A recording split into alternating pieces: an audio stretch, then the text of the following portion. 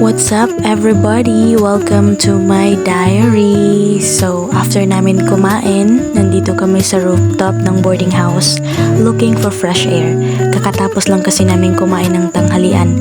Of course, after namin dito, babalik ulit kami sa school dahil tutulong kami sa mga teachers doon to prepare the room for special guest.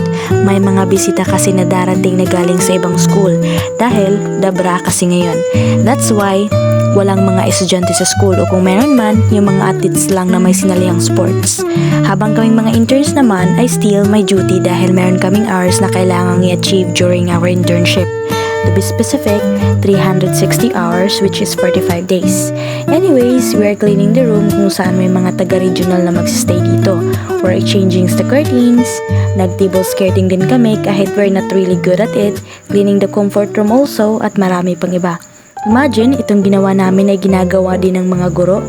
Big salute to them, as in grabe. Hindi lang kasi sila nagtuturo. They do big things beyond imaginable at hindi madali ang responsibilidad na mayroon sila. It takes patience and hard work para maabot sila sa kinaroroonan nila ngayon. To be honest, I thought before na madali lang maging isang guro.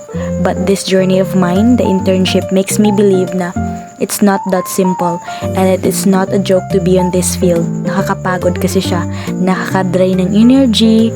Also, handling students is not quite easy. Sobrang mahirap and right now, I am hesitating whether to pursue teaching or not.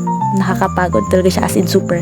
Parang hindi ko na kaya maging isang guro talaga.